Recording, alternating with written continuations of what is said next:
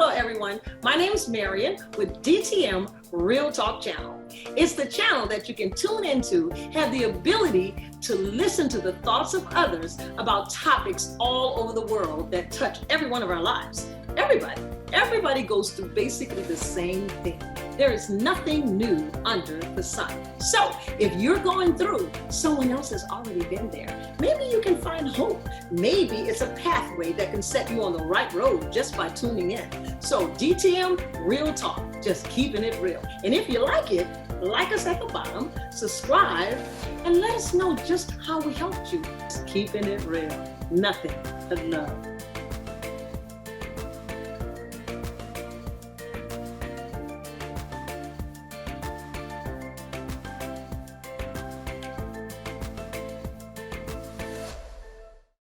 Good evening, good morning, good night, wherever you are. This is DTM Real Talk, and we're just keeping it real. And I have a very special guest. I know y'all always say I have special guests because everybody's special to me. Got a little place in my heart right here. So, Cleburne, say hi to the good folks out there. Well, hello, everybody. Hopefully everyone is well. I'm sure they are, and looking forward to hearing your story. And we're not going to tell them what it's about because I don't know what it's about. Hopefully it's helpful to someone. I don't think I have a interesting life or interesting enough story for anybody to know about, but I guess you got more faith in my story than I do, so here we are. See, that's what you have to do. You have to hold on to somebody else's faith. You know, you held on to your mom and your daddy's faith, did you? There you go. Oh yeah, many days still do. You got your own, right? Yeah. That's right. That's right. Yes. Well, y'all remember my SDB and my pumpkin? Well, this is SDB's brother. And he doesn't even remember me. And I was there every time he spoke. My. Well, you know how it is with preachers. We see a lot of people and everyone knows the preacher, but I mean, the preacher just cannot remember everybody. For the life of me, I've been trying to remember, but I don't remember. I don't even remember ever seeing you at any service. Wow. I was at the birthday party. Really? I was at the birthday party. I was at SDB birthday party. I was your mom's. And your dad took us out to eat several times after a service. And yeah. And then I came to hear you twice at the little church in the country. I don't know where it was, but somewhere in the country. Really? Probably Greater Brown. Let me ask you, I know you're the interviewer, but was I at the dinner that you went to with mom and dad after dinner with your dad? No, your dad took us out. You didn't go there. You were at the birthday party though. I just don't. I'm sorry. So charge to my head, not my heart. You will never forget me again. I know that's right. No, I got you now. It is all good. Well, to God be the glory. Tell the good folks where you're from. I'm from Dallas, Texas. I've been here all my life. I had a brief period in the Navy where I left and did some little traveling. But other than that, I've been in Dallas all my life, and I plan on staying in Dallas if the Lord takes me out of here. Very well. First of all, thank you for serving. What branch did you serve? Navy. Navy. You did say yes. Navy. Yeah. Well, thank you for serving. Mm-hmm. I have a brother in the Army. Yeah. Okay. And I had uncles that were all in the Army as well. And I think I had two uncles that was in the Navy. Yeah. Yeah. Okay. There you go. Go Navy. That's the best branch to be in if you're gonna go. Yeah. I didn't have any sons to go during the time that I forgot who was in office, but they were drafting. Remember that? And they were just drafting men, and they said it was a time ago. You may not even remember that. Yeah, you may be going before my time a little bit. No, because it was about my sons, and I was like, oh Lord, don't let them take my sons. And they said if you had more than one son, I have 5, then definitely you was gonna get one that was drafted. And I was like, oh Lord, no. I should have said, oh Lord, please do. That's what I should have said. But we said shoulda, woulda, coulda. Yeah. I know I have 2 sons. I love for them to go in the Navy or any branch of the military to grow them up a little bit. But they good boys, but they could use some discipline. Right. Well, it's helped me to be very patient when I look at children. When I see children, I see my own. it helps me to become very compassionate and very patient when I look at my own life. That's what helps me. I look Yeah. at being reared in the church. I look at, never missing a Sunday because that's what my parents did. That was Hmm. a responsibility. And I look at me rebelling. I Yeah. look at how I rebelled, and I look at how long it took me to answer God's call. Yeah. Yes. Because Yeah. he already found me. I just wasn't ready to accept the finding. Well, I tell you what, you ain't by yourself. You know that. I mean, I think that's a part of a lot of people's story, mine as well. And born in a family of preachers and, saved mothers and grandmothers. Um, I used to think, and this is kind of That's funny fine. to me. I thought all old people were saved.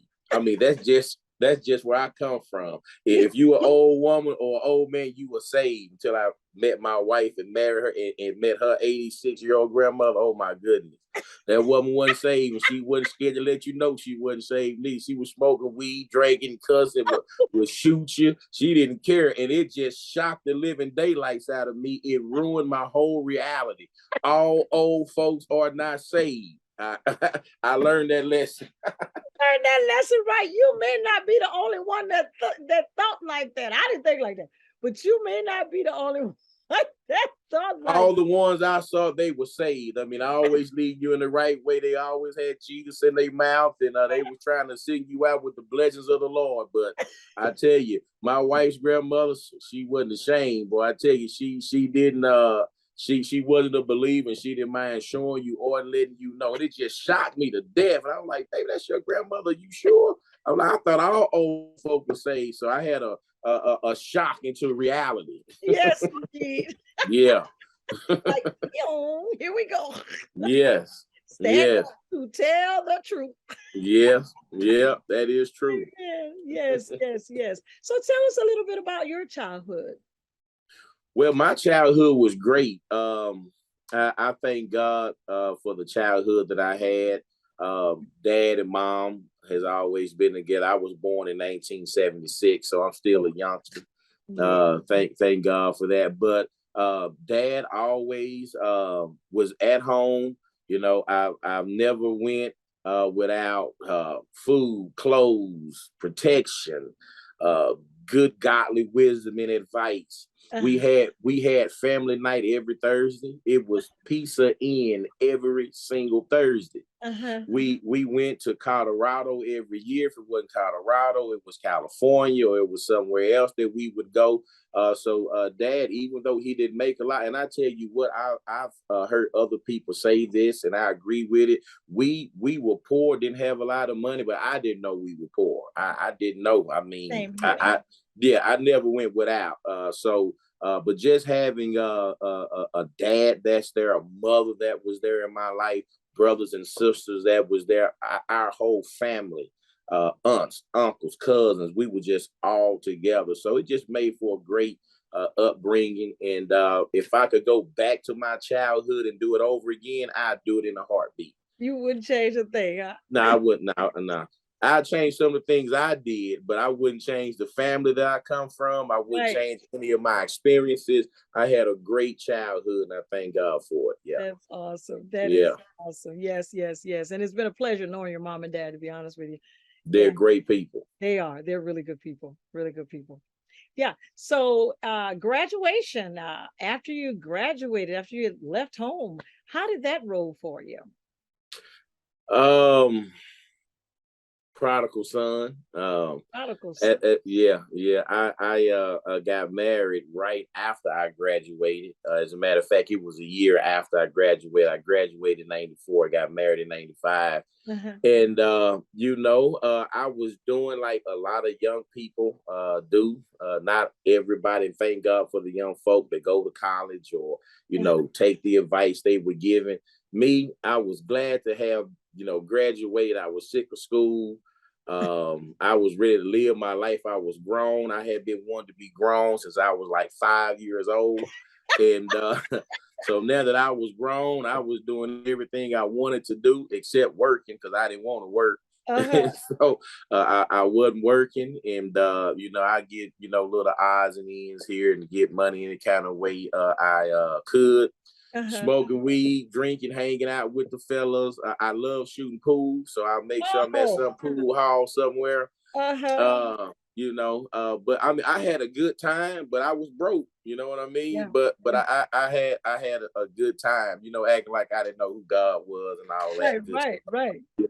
But Okay. I have have had a mixture. We can get into this a little later on, of course. I've had a mixture of so much fun and so much pain mixed in at the same time that Mm. is really unreal.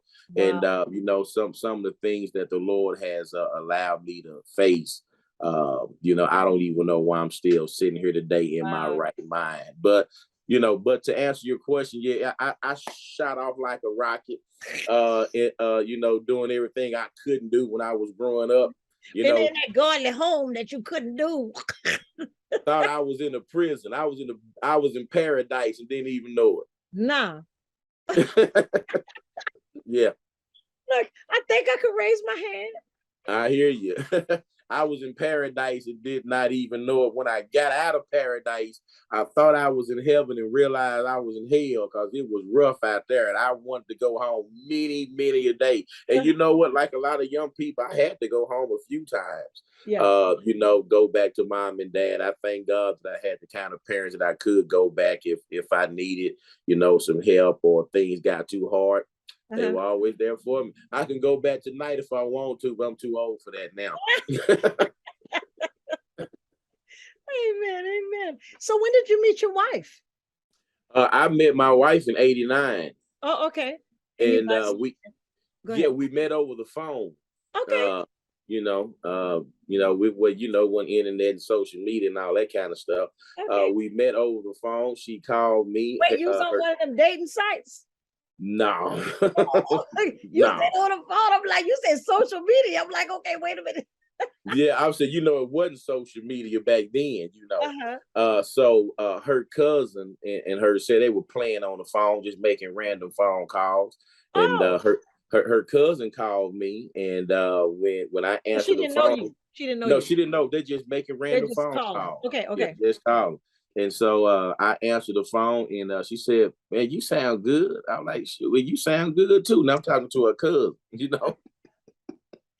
So anyway, we got to talking over the phone, and she was saying, "Well, you talk real mature to be, a teenager or whatnot." So she said, "I got a cousin that I want you to meet because I can't talk to you. You way above my level." These was her words. So she introduced me then to my wife. And we hit it off, and we talked over the phone for about 2 years and never saw each other. Wow. Now, at that time, my wife told me on the phone, she told me she was 21. Okay. Now, yeah, she told me she was 21. I was just 14. So I told her I was, like 23 because I'm going to be older than she is. Wait. Yeah, we just lying. Okay. We on the phone just lying, but she sounded mature. I'm telling you, my wife, she sounded like a grown woman. So I was like, wow, I couldn't handle a grown woman no way, but I thought I could. And they playing on the phone, throwing steak in front of a starving man. I'm like, yeah, I'll take that. So I play with you, right? So she grown, I'm grown. And so we got to talking like that for 2 years. She was actually 11 years old. Huh? She was 11. You were on your wife since she was 11. Yes. Okay, go ahead. And we talked over the phone for 2 years before we saw one another. She lived in Garland, and I was in Oak Cliff. But her grandmother stayed like 5 minutes from my grandmother's house because I was living with my grandmother. Just like I'll be at home on the weekends, I'll be at Big Mama's. We call her Big Mama. Right. And I'll be at Big Mama's house. She's like 5 minutes away from Big Mama's house. These whole 2 years we've been talking. So we finally met each other at a school called Elisha M. Peace Middle School. And I met her in 19, it was like 91 when I actually met her. And so y'all were like 16, 17? Well, at that particular time, no, she would have been somewhere around 12, and I was like 15, something like that. That's because y'all lied. Okay. Yeah, lying. So in between those 2 years on the phone, we finally came clean and all that kind of stuff about our ages and all of that. And I'm gonna tell you how we came clean. My wife was on the phone talking a whole bunch of dirty talk. She was gonna come over. She was gonna give me some. Oh, I'm sorry. We could talk like that. We real talk, baby. Yeah.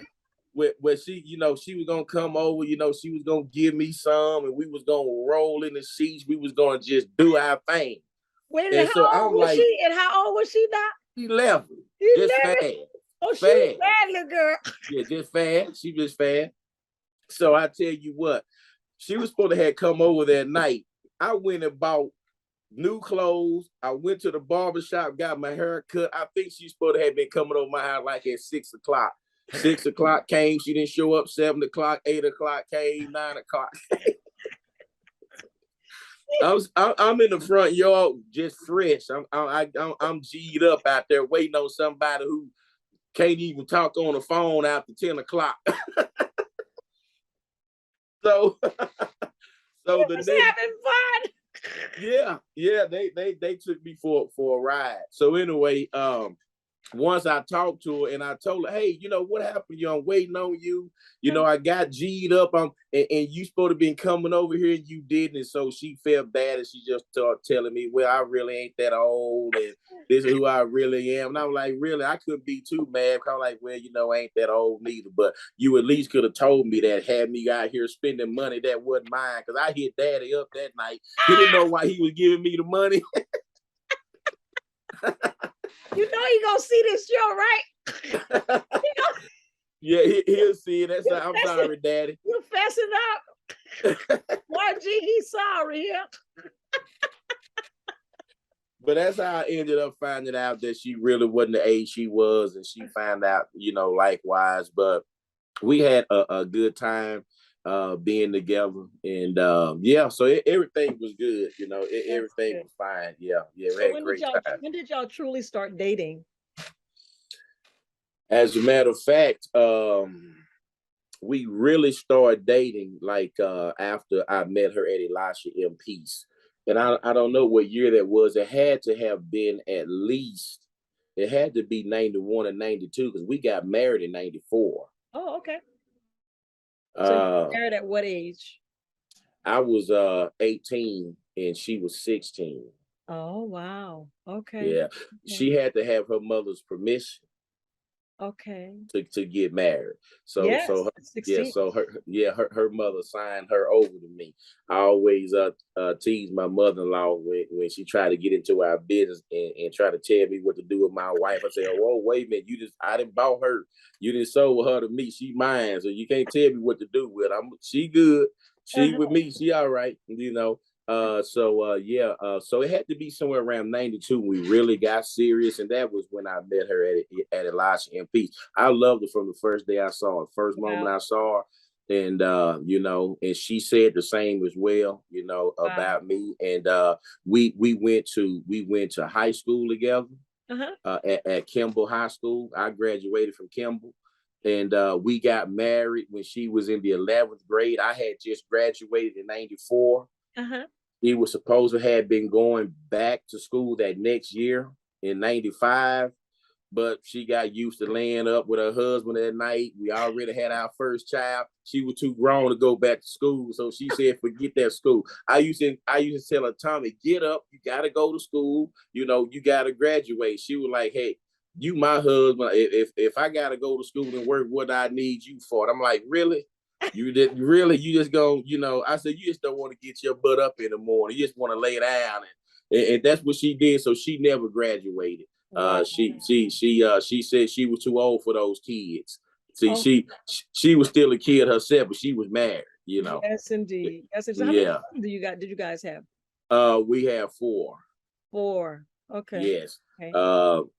3 boys and 1 girl. So and the girl is the baby. Very well, very well. I think I remember the baby. I'm not sure. Did she come out SDB and Pumpkin a lot? Well, she's probably been there a few times when you've seen her. Yeah, so she's been at many of the functions as well. Yeah, so I'm pretty sure you've seen her. Yeah. Yeah, I probably did. Okay, so let's see. At what point? I know you were reared in a religious home, and your parents were Christian. So, at what point did you become a Christian, or at what point did you totally surrender to God? I should say. It was my freshman year in high school. Okay. And it came about that I had been serious about Christ. I was at home studying the scriptures. I really got turned on to Christ in a real way at 12. I was just hungry for the word. I couldn't get enough of it. Mm-hmm. But I was ashamed to confess Christ like to my peers, especially at school.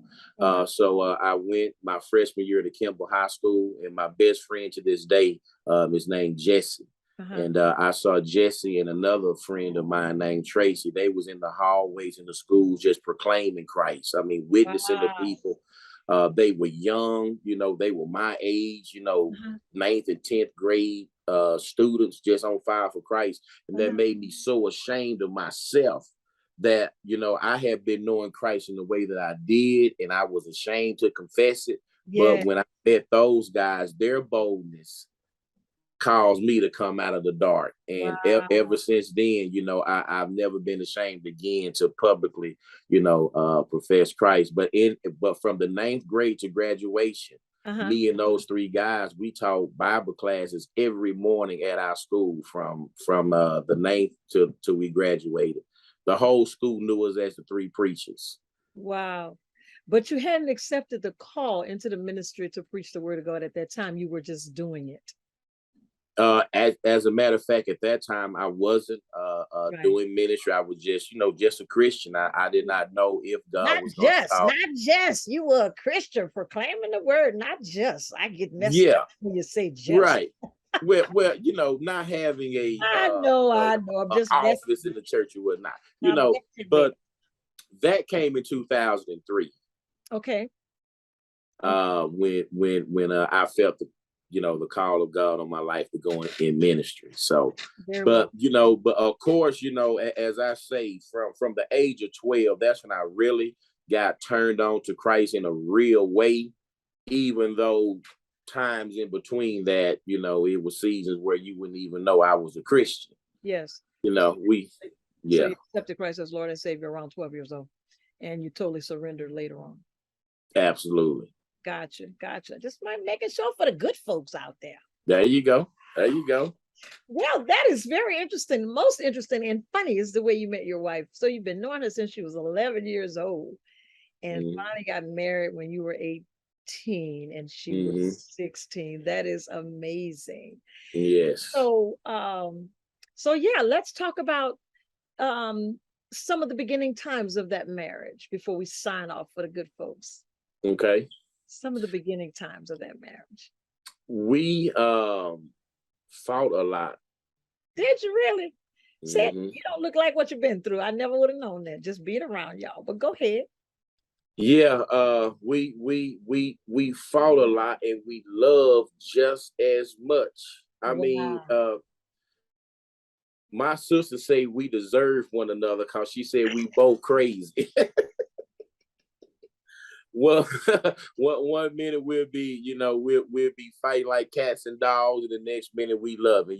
I don't know if you've seen What's Love Got to Do with It. Yes, I saw. When Ike and Tina got to that fight in the back seat and went to the motel. Ike said, I don't know if I need no doctor. And they went on, but that's how we was. Okay. But we loved each other, and we stayed with one another, faithfully with one another. We moved into our first home together, which we only had a pot top to eat out of, one pot to cook in, and we had a blanket to lay on the floor that was I think that floor was marble. It was hard, like hard concrete almost. It's one of those housing project floors. And we had our son with us just at that time, just me and her and our firstborn son. But we loved each other, and then we fought, and then we loved more. Y'all was getting used to this thing, fighting and 11 and making up. Yes, we were a hot mess, as they say today. Wow. Ask anybody who knows, we were a hot mess. I mean, if we wasn't loving, we were fighting. That's how it was with me and baby. And I tell you what, at that time, I did not know how much that meant to me. It may sound crazy, but those hard times there, and those good and bad mixtures, it just made us who we are, made us love and appreciate each other more. And it caused me, through all that pain that I caused her and the pain that she caused me, I'm glad I went through that, because it taught me later on how to really respect and honor my wife and never put her through any kind of pain and things that we used to go to when we were young and foolish, you know. So it all worked together for the good. God mixed it up. Yes, it did. Okay, very well, very well. Well, I want you, and I'll probably pause you, but I want you to tell the good folks where you are now. As far as where I'm living? No, where you are in your marriage. Oh, where I am in my marriage now is that the Lord has called my wife home. She passed in 2021. Let's hold that for the good folks. And 2021, this is 22. Yes. 22. She passed last year. March 12th was the day that she passed. But the doctors pronounced her legally dead on the 15th of March 2021. Wow. You have my condolences. Thank you. Let's hear about that. The good folks would like to hear about that next week. This is DTM Real Talk, and we're just doing what? Keeping it real. It real. We'll see you next week.